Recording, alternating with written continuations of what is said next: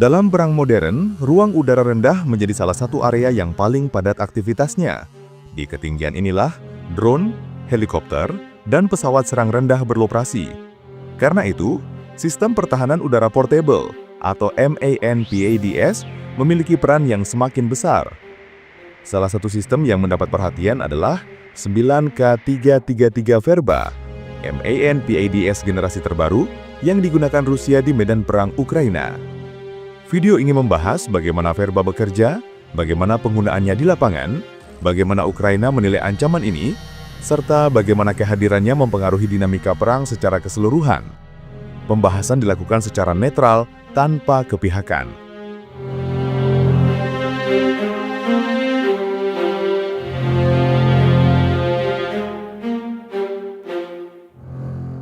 Verba adalah sistem MANPADS buatan Rusia yang dirancang untuk menghadapi ancaman di ketinggian rendah. Sistem ini merupakan penerus dari Igla-S dan membawa beberapa peningkatan, terutama pada bagian sensor pencari. Verba menggunakan pencari 3 spektrum, yakni ultraviolet, inframerah dekat, dan inframerah menenah. Kombinasi ini membuat rudal lebih selektif dalam memilih target dan lebih sulit dikelabui oleh flare. Rudal Verba memiliki jangkauan sekitar 6 km dengan ketinggian tembak maksimum sekitar 4,5 km. Dalam praktiknya, angka ini cukup untuk mencakup area operasi drone, helikopter, hingga pesawat yang melakukan serangan rendah. Karena sifatnya portable, Verba dapat dibawa oleh satu prajurit dan ditembakkan dari bahu, membuatnya fleksibel dan cepat dikerahkan. Dalam doktrin militer Rusia, MANPADS digunakan sebagai pelengkap sistem pertahanan udara berlapis. Sistem yang lebih besar seperti Tor, Pansir, atau Buk menangani ancaman berkecepatan tinggi. Sementara sistem seperti Verba berada di garis depan, melindungi unit darat dari ancaman mendadak di udara rendah.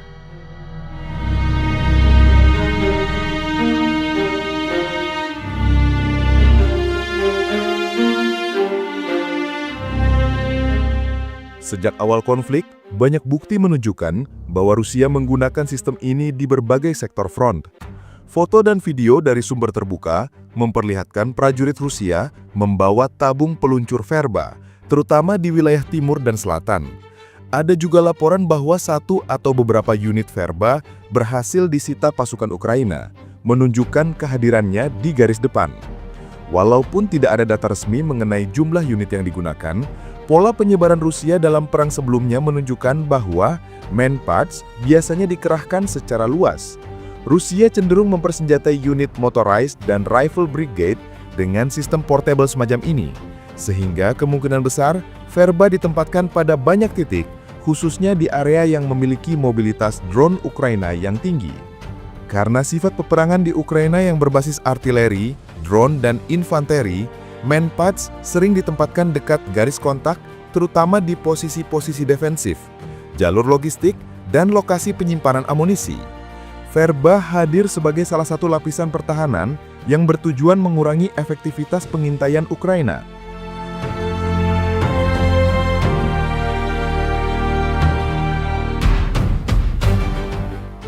Bagi Ukraina, Verba dianggap sebagai bagian dari ancaman yang lebih besar terhadap efektivitas operasi drone.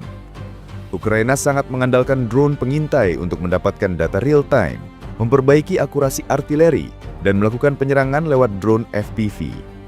Kehadiran Verba membuat operasi drone pada ketinggian rendah dan menengah lebih berisiko.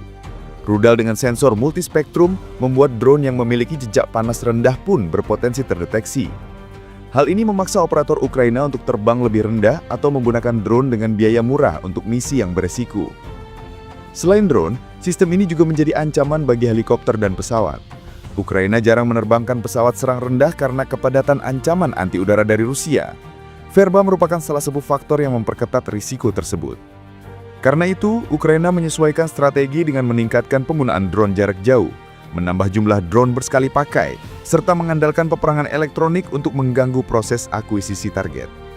Respon ini menunjukkan bahwa kehadiran Verba tidak hanya mempengaruhi pertempuran langsung, tetapi juga mempengaruhi strategi operasional secara keseluruhan.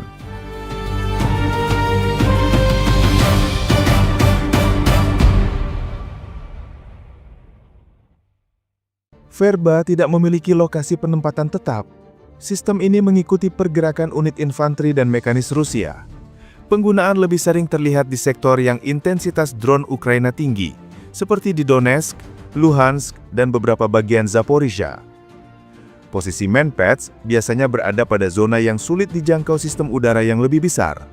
Karena sifatnya portable, Verba dapat dipindahkan dengan cepat, ditempatkan di ruang-ruang kecil, atau digunakan dari parit dan bangunan yang terbengkalai.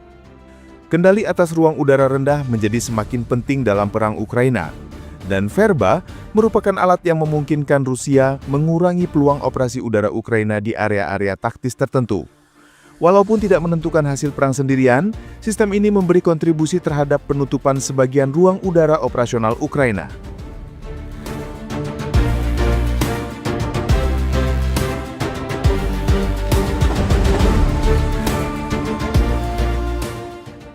Garis depan perang Ukraina bersifat berubah-ubah dan bergantung pada intensitas serangan di setiap sektor.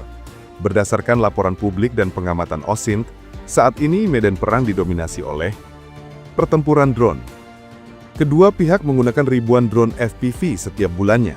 Stok drone menjadi faktor penentu efektivitas operasi lokal. Artileri dan roket. Artileri tetap menjadi pendorong utama serangan maupun pertahanan. Akurasi artileri semakin terikat pada kehadiran drone. Pertempuran darat berskala kecil. Banyak operasi dilakukan dalam unit kecil, dengan tujuan merebut parit, bukit kecil, atau area perkotaan dalam jarak dekat. Pertahanan udara berlapis. Kedua pihak memiliki pertahanan udara yang ketat, membuat operasi udara berawak jarang dilakukan. Rusia saat ini berusaha mempertahankan inisiatif di beberapa sektor, terutama di Donetsk. Sementara Ukraina memperkuat pertahanan dan menyesuaikan taktik dengan kondisi sumber daya yang lebih terbatas dibanding tahun-tahun awal perang. Situasi di front tidak stagnan, tetapi juga tidak menunjukkan terobosan besar dari kedua pihak.